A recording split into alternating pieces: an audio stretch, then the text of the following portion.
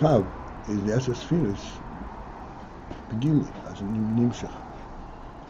But we say the Kav is in the Or Ein Sof also. In the form of Esser Spheres Agnuzis.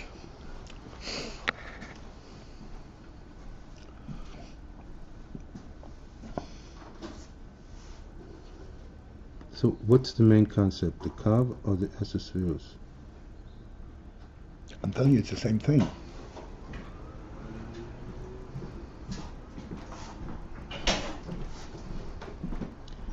You said that the Kav, as it comes in, what's the unique thing about the Kav? Is it's one thing after another. Is that what Esser Spheres imply? Right. There's an order to Esser Spheres. Chachma first, then Bina, then Gvar.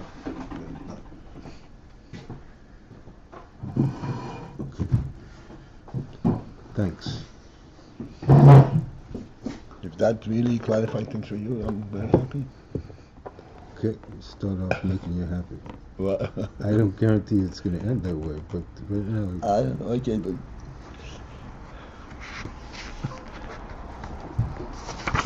that's why I said to explain what oil is, so we should focus on the real thing. What are we trying to understand?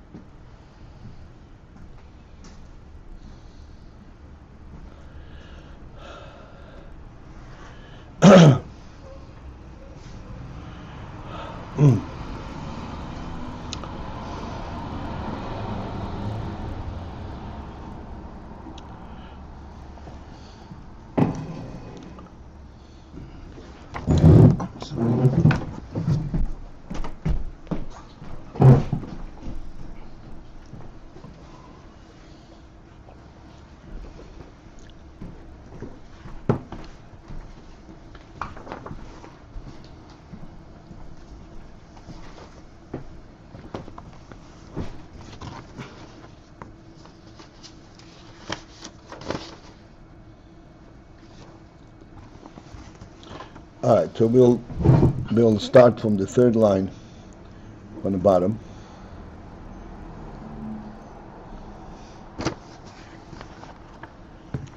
We have discussed the other day the meaning of the words Gilui HaHelam. Are we still with it? We still have that principle? Gilui HaHelam.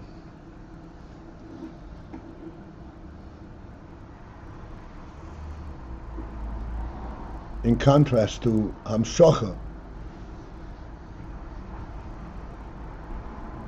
Hamshocha b'Gilui. Hamshocha b'Mamshich. Gilui HaHelam explained, I think we spent quite a bit of time. When you have Hamshocha, but I'm sorry, should do it now. Thank you. When you have a hamshocha, for example, you have thought and then you bring it out in speech.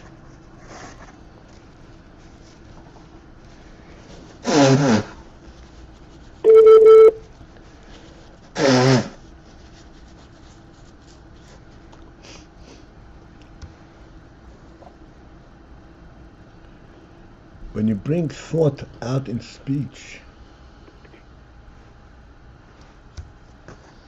that which in thought you have clarity, in speech you need a lot of elaboration to point to what do you really mean.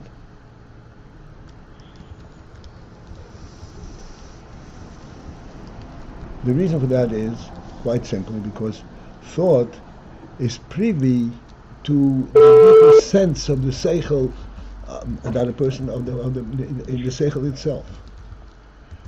Thought is how you put the seichel into kelim, into oisius, but he has view of the seichel itself.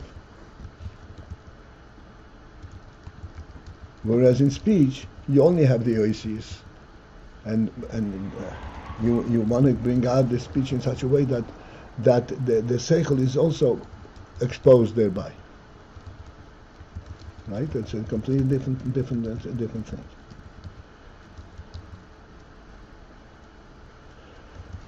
So this is called hamshocha, begilui. You megala that which is in front.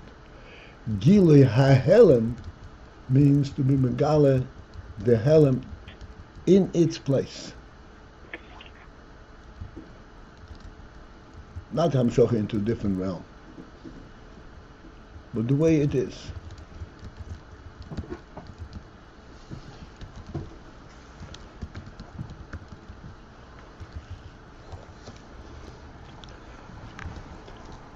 The way the seichel comes into thought, that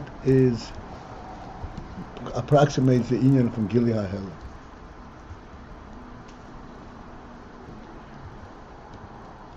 Like when a person inherently knows and understands certain human values,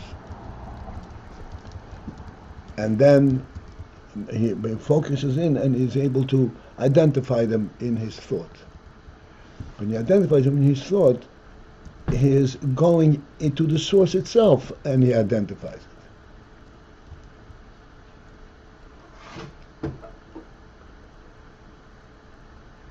He doesn't justify it with reasoning, or this is the way it is.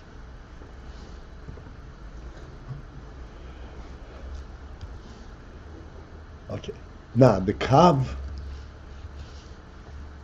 which comes after the tzimtzum, and as we said, the kav is an oir. Oir, we already discussed, means that this is alluding to the presence of the etzem.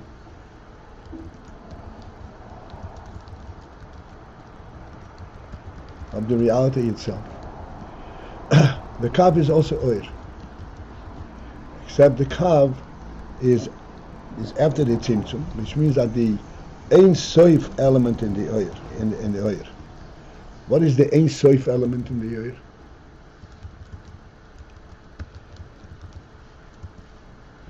It is that this oir is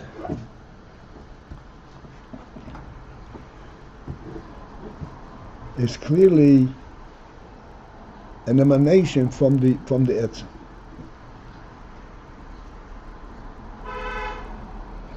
Let us speak about Ein Sof for a moment. The etzem, in our terminology, as the Rambam gives us, he says that this is a motzoi rishon. Motzoi rishon has a presence that does not need to justify itself. Where do you come from? It's an Ein Sof type of a presence. Doesn't come. The oil Ein Sof is the oil that represents this Ein Sof type of presence. What's the last thing? The Ein Sof is the oil that represents the Ein Sof, this type of Ein Sof of a presence.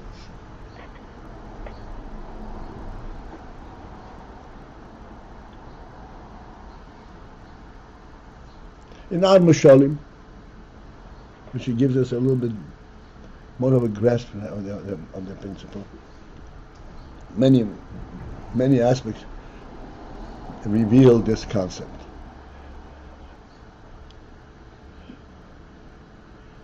Like we say, a person in his home belongs there. You don't need to explain how come you're here. What are you doing here? As a matter of fact, they pointed out, he fills his whole home with his presence. Because his presence, he owns his home, he belongs there. Someone else, even an invited guest, does not have that kind of presence. He also has oil, he also has so to speak, a right to be there, but not on par with the owner.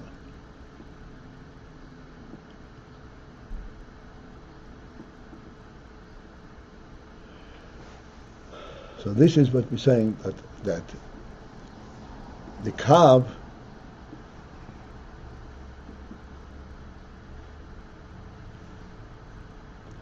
is a gilui hahelem for the esses firas hagnuzis. Esses firas hagnuzis, the esses firas, the way they're contained in their source, in Ein Sof.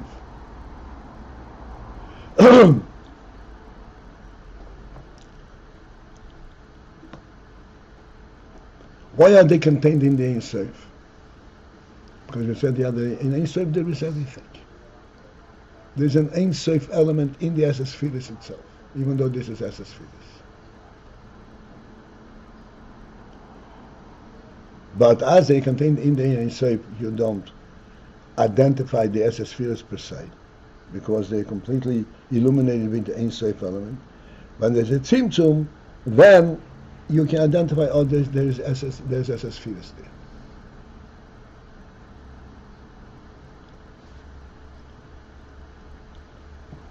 There's much more to speak on this. I'm going to go through this.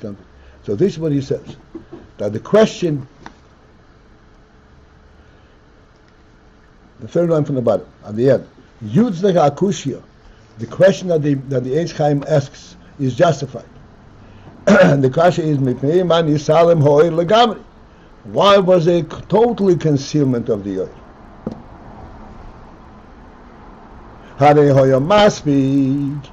Wasn't it sufficient, she is Salem, that this would be concealment, withdrawn, Rag Ha'oil bechinat Ein Sof. Only the oil that has the quality of Ein Sof. Why do we need to withdraw the oil bechinat Ein Sof? Because we want to permit the existence of a created entity. Created entity does not have the Ein Sof presence.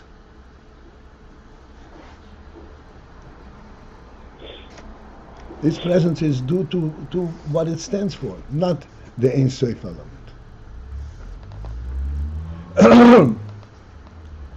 So in order to provide for the possibility there be a created entity, you have to conceal the oil should be bechinat Ein Sof, v'yishoyer. But then it should remain an oil hakav, the oil hakav hanim shech me'os esfiras hagnuz should be Ein Sof. That will be drawn from the esfiras hagnuzes.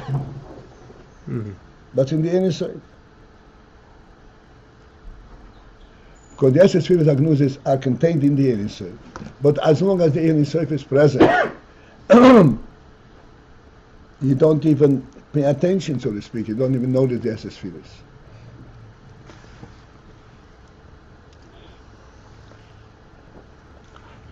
This would be similar to thought. It was said before that there was a Gilia Helam. And where was the Gilia Helam? When was that? The kav, relative to the esfiras hagnuzes, is like Gilei HaHelam. Because the esfiras are existent before. This would be similar to... The kav after the tzimtzum. The kav after the tzimtzum. Yeah. Right. What? If this would be the case, this would be similar to like how you were explaining thought. What? How you were explaining thought. Thought. Right. And in thought also, in order to focus in on a certain idea, you have to remove the total in reality of it. You ask yourself, why do I see it? Why is it like that? You ask the question, why? It means that you're trying to identify it in seclusion from the total reality.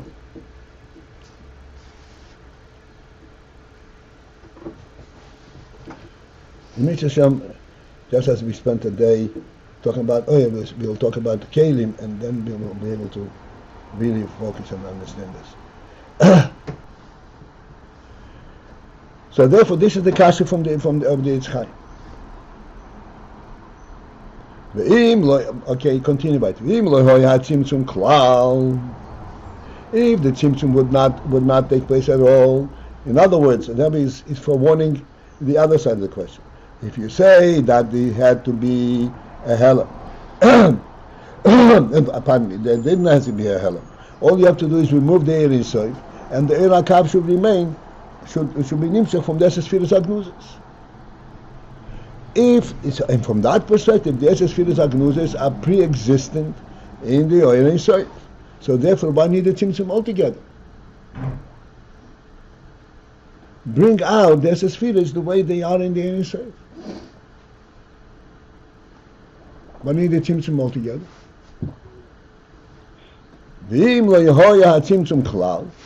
But then on the other hand, if the tzimtzum were not to take place at all,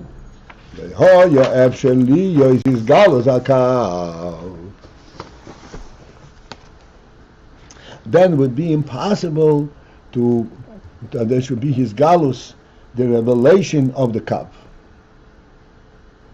Kav means this narrow stream that reveals the content of the air inside, in the form of esesphiras. That his galus akav would not be possible if there was no tzimtzum at all. Why?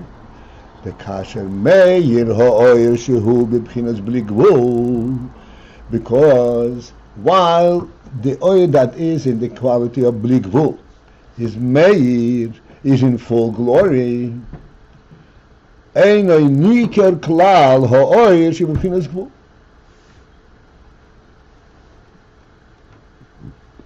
So then the oil that is bechinat gvul, that is in the gvul quality, is not noticeable, cannot be identified.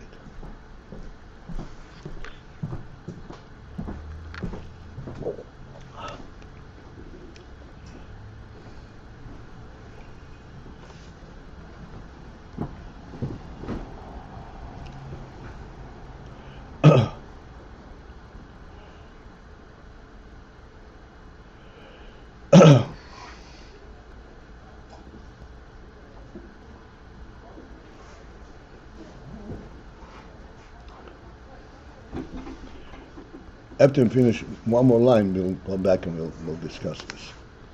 The hainu, which means to say, the kasher ho yogilu hoirein soif koidem hatzimtzum, that while there was the oirein soif begilu, before the tzimtzum, ho yoho esesphiras hagnuzois, the esesphiras then, which is contained within the oirein soif, but they were then betailim legamri boirin soiv habli gvul. They were totally bottled within the oirin soiv habli gvul. Excuse me.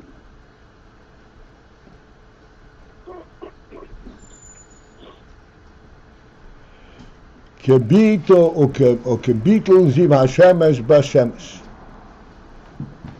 The same as the beetle of the ziv, of the ray of the sun, b'shemesh, within the sun itself. When we say, "V'mepnei oir guf ve'etzem hashemesh," that due to the oir of the etzem hashemesh itself, shemeir shom, that shines there in the sun, the guf ve'etzem hashemesh. Excuse me, ein yela b'shem oir v'ziv. So the oir, the ray of the sun, does not have a name for itself.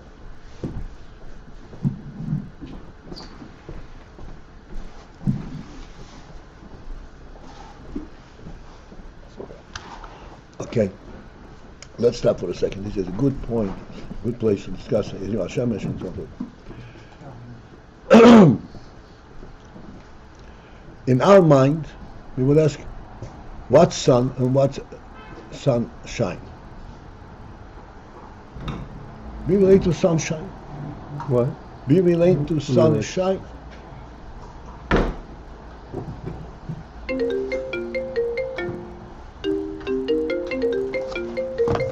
That's me.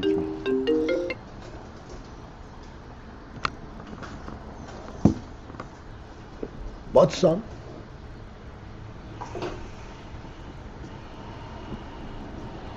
So we discussed this many times.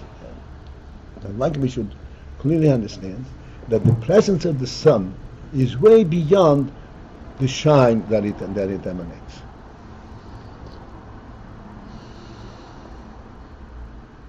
The shine is in the category of light. The sun transforms the entire presence into day.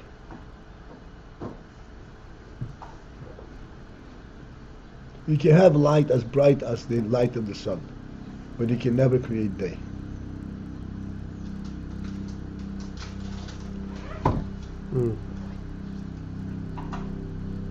Okay, stay with me. Do you see what I'm trying to bring out, what I'm alluding to?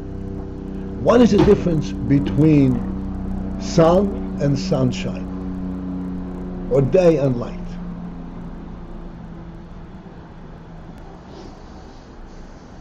The difference is as follows. Sunshine has a source. Sun, the brightness of the sun itself has no source. Have you always been quoted from it's behiri be'etzem.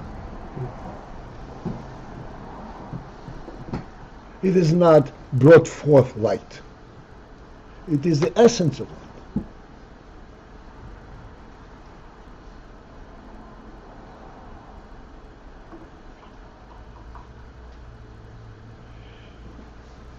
Ziv Hashemesh b'Shemesh. It's one and the same thing. He says, no, it's a quantum leap.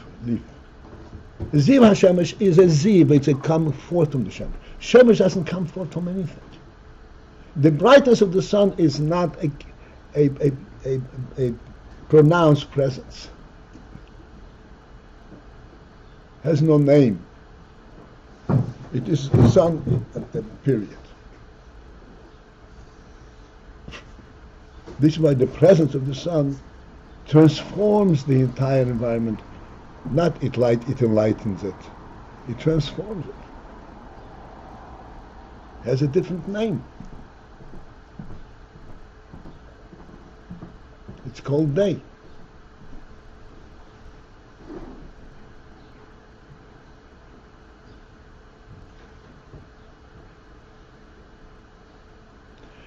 The pasuk says, Hashem separated between light and darkness.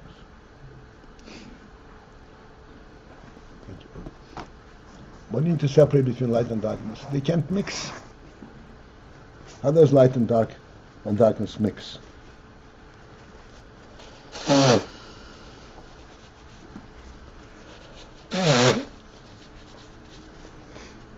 So Rashi says, what is the Havdalah?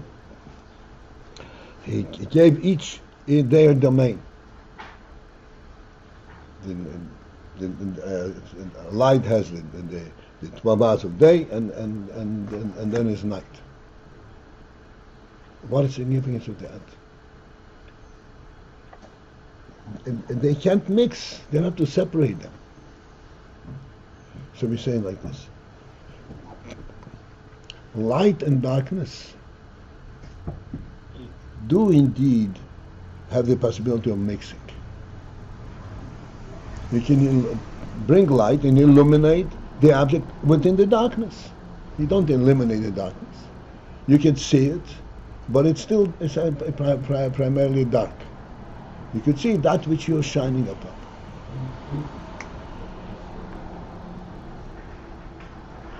Day and night had to be separated because they're two different domains.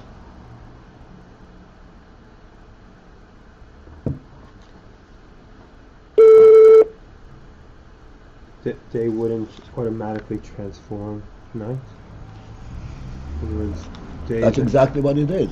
Day automatically transforms night, and night automatically transforms day. Night automatically transforms day. So there is not. So both There's no. They cannot coexist. But they have to be separated. What? That's why they were separated, to give each their domain, their place. Because each has its own name, each has its own.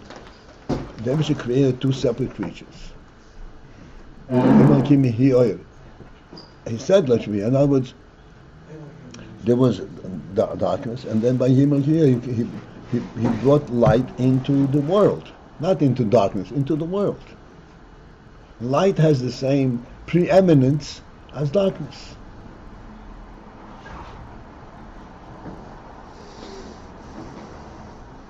Because light is as fundamental and as real as darkness itself.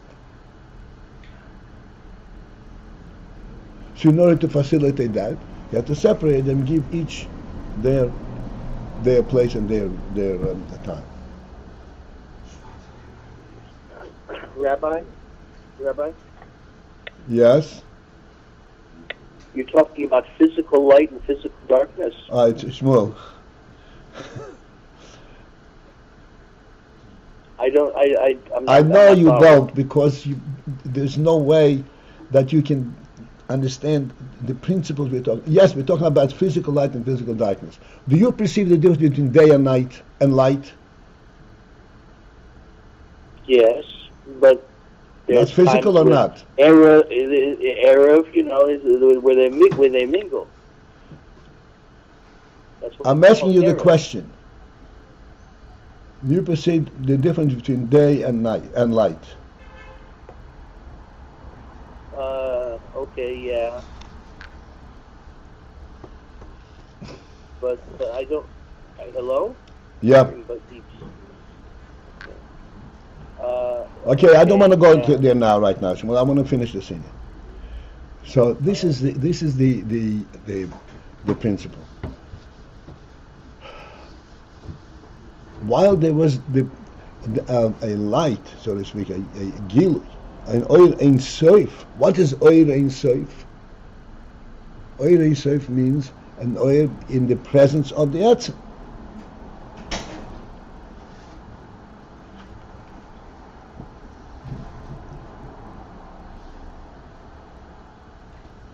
In the presence of the etzem, you cannot identify a light that needs to be identified.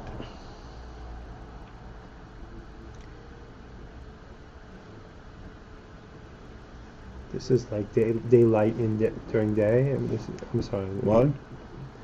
This would be like the light during the day. Right.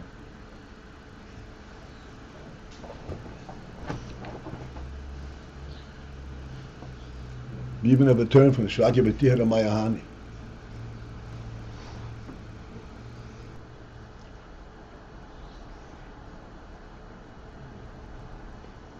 You wouldn't be able to identify the light aspect. That's right. You can put it that way.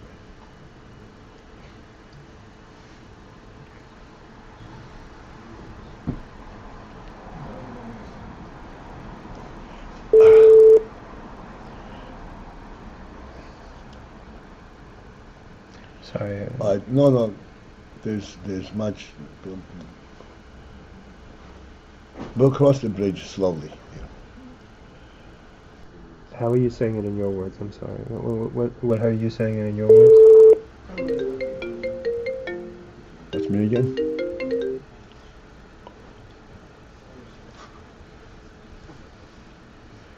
That while there is the gili of the Ayin Ein Sof, or in the moshel of the Oil HaShemesh, while there is the presence of the Shemesh itself, the light of the sun cannot be related to, cannot be identified.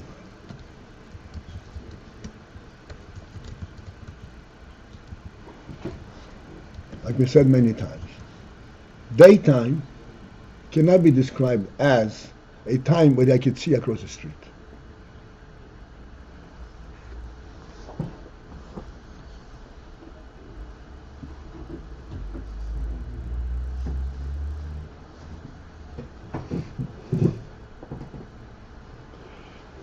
They have this reporting for driving purposes, for flying purposes, visibility distance. Everybody knows what that means, right? Visibility distance is not referring to light. It's referring to the obstruction of light due to cloud and to pollutants in the air. It's not the light.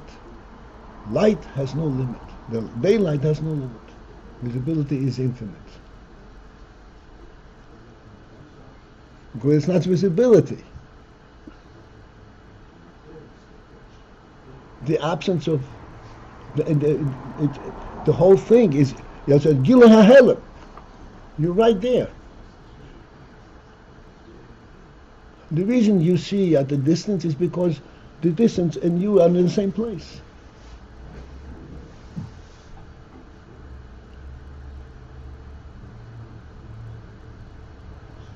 Not because you reach there.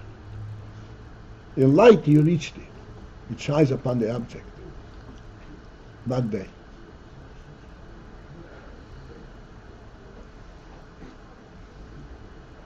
This is a phenomenon of day, which has been pointed out many times. Day is a super worldly presence. Because in the world is by nature dark, and in order to make light, you have to make light from some place, from some kind of source.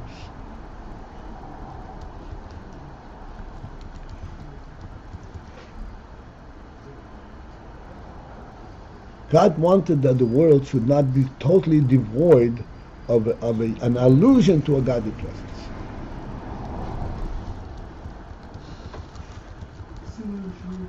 At least an allusion, at least a morsel for a godly presence.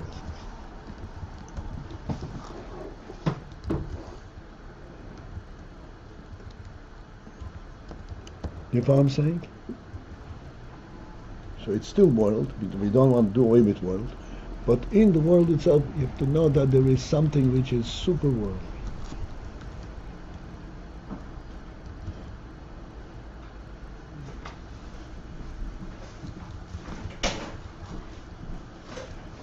As we know, sun rises. It's not a question of light. It's sun. It's a completely different reality. And this is what the Rebbe explains.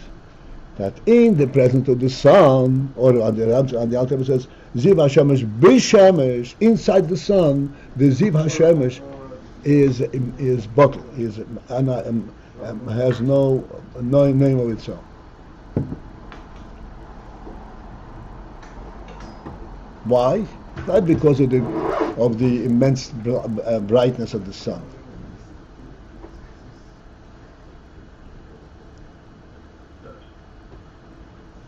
But because there is a presence, it's in the sun, where the type of light that has to come from a source it cannot be understood.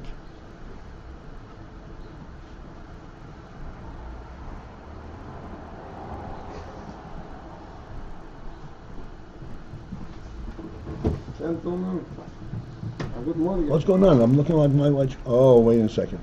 I apologize. My watch fooled me. You're right. All right. Oh boy.